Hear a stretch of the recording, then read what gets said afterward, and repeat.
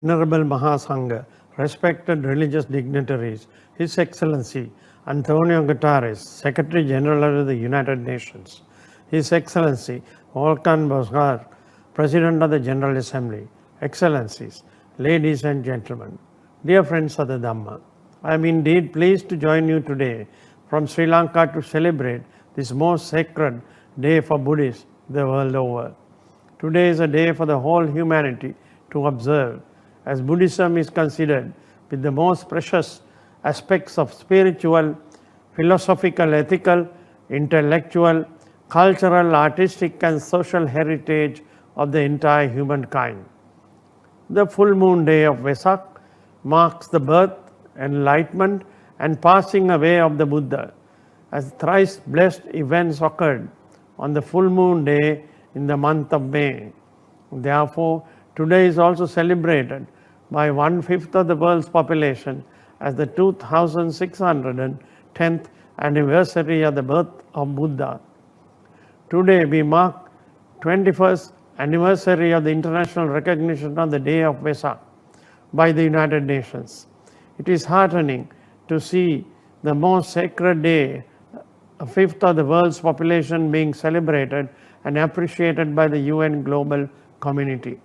In this light, I pay tribute to the late Honorable Lakshman Kadiragama, who in his capacity as Minister of Foreign Affairs, Sri Lanka, took the initiative and proposed in 1999 at the 54th General Assembly that the UN honor the Buddha by observing the day of Vesak as a special day. I extend my appreciation to the Venerable Mahasangha and other religious dignitaries for participating at this significant and sacred commemoration. Buddhism is a philosophy that espouses living a noble life, a life that follows the middle path and the devoted of excessive pleasure and excessive sorrow. It is in following the middle path, Madhyama Pratipadahava, that will help us realize the true nature of things and shed the ignorance that fuels our anger, ego, and jealousy. The Buddha teachings are not confined to caste, gender, or nationality. They are universal principles and teachings available to all.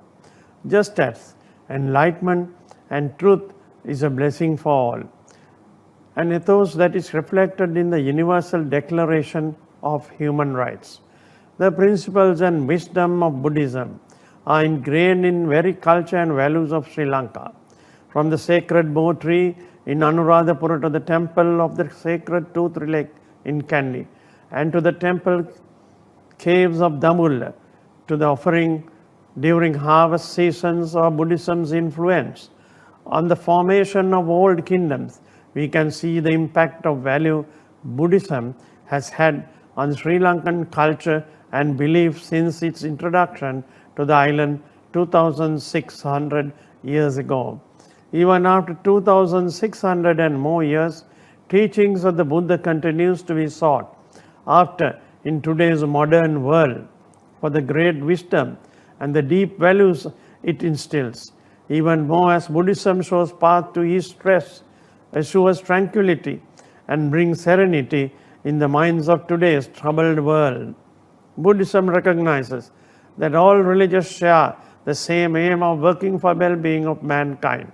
Everywhere Buddhism traveled, it never tried to replace whatever belief systems or practices which existed prior to its coming. With ease of tolerance and accommodation, Buddhism took in and understood all that was of value in every culture. As we look to emerge from the COVID-19 pandemic and focus on rebuilding our nations and our global community, I believe teachings of the Buddha will surely guide us. We are facing unprecedented times that are stress for us all, a time that challenges our relationship, and we have witnessed globally situations of anger and hostility. We must reject hate and ensure that there is no room for it in our responses. This is why the Buddha taught us that the goal and the very purpose of one's existence is to serve for the benefit of others. Paratam Patipajata. Let me conclude with the noble words of Buddha. Sabbityo vivajantu, sabba rogo vinasatu, mate bhavantrayo, sukhi dighaito bhava. May all misfortunes be avoided. May all sickness be healed. May no dangers befall on you. May you live long and happy. May blessings of the noble triple gem be with you all.